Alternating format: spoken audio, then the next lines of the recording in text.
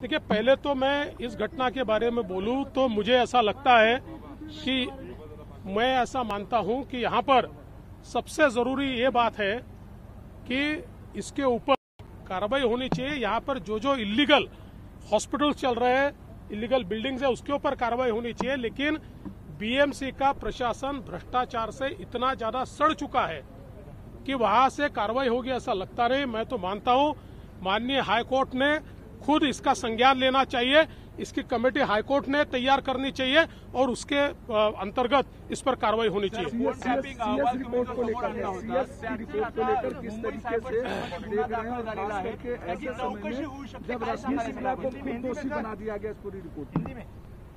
देखिए, कल जो सीएस की रिपोर्ट उन्होंने दी है, मैं ऐसा मानता हूं क्योंकि सीएस श्री सीताराम कुंटे को मैं अच्छे से जानता हूं। वो सीधे राह चलने वाले व्यक्ति है और वो रिपोर्ट पढ़ने के बाद मैं तो ऐसा मानता हूं कि रिपोर्ट उन्होंने तैयारी नहीं की।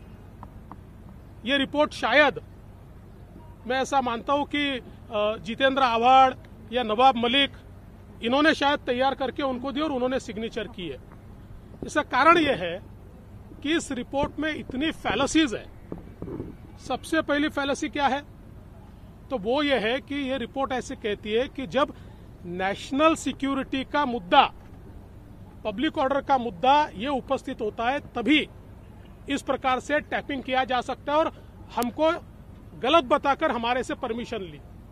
मैं ऐसा मानता हूं कि अगर आप जो टेलीग्राफ एक्ट है इसमें टैपिंग के बारे में जो पैराग्राफ वो पढ़ेंगे उसमें स्पष्ट रूप से कहा है कि incitement of commencement of offence, मतलब कोई भी गुनाह अगर होने वाला है ऐसी जानकारी होगी तो टैपिंग किया जा सकता है।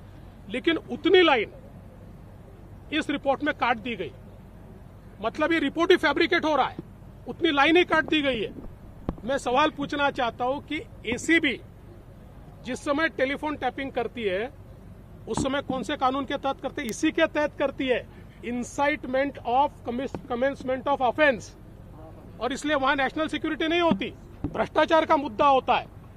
दूसरा, ये जो रिपोर्ट है, इस रिपोर्ट में यह कहा गया है कि भाई रिपोर्ट खुले होने से कई अधिकारियों के ऊपर उसमें आँच आई या उनको बदनामी सहन करनी पड़ी। मैं सवाल पूछना चाहता हूं, रिपोर्ट खुला किसने किया? मैंने तो केवल कवरिंग लेटर दिया था। इस रिपोर्ट को खुला किया मंत्री श्री नवाब मलिक इन्होंने किया। कई पत्रकारों ने उन्होंने भेजा हुआ रिपोर्ट मुझे भेजा कि नवाब मलिक जी ने ये मुझको रिपोर्ट भेजा है, और आप लोगों ने भी टीवी चैनल पर दिखाया कि नवाब मलिक जी ने रिपोर्ट वहां पर पब्लिक किया। तो रिपोर्ट पब्लिक करने का काम तो नवाब मलिक जी ने किया है। और तीसरी इसमें सबसे बड़ी फैलेसी ये है कि ये जो कहा जा रहा है कि ये तो ट्रांसफर हुई नहीं, मैं तो केवल नवाब मलिक जी ने जो 5 पन्ने दिए उसमें 12 ट्रांसफर्स ऐसी है, 12 कि जो कन्वर्सेशन में भी आती है और वो ट्रांसफर भी हुई है। तो इसलिए ये कुल मिलाकर रिपोर्ट जो है, ये रिपोर्ट एक ढकोसला है। ये रिपोर्ट जो है ये कोर्ट में टिकने वाला नहीं है। और हमारे पास तो अब इस रिपोर्ट के खिलाफ इतनी इंफॉर्मेशन है, जब उचित समय आएगा तो कोर्ट में वो सारी इंफॉर्मेशन हम निश्चित रूप से पेश करेंगे। Subscribe now and press the bell icon. Never miss an update.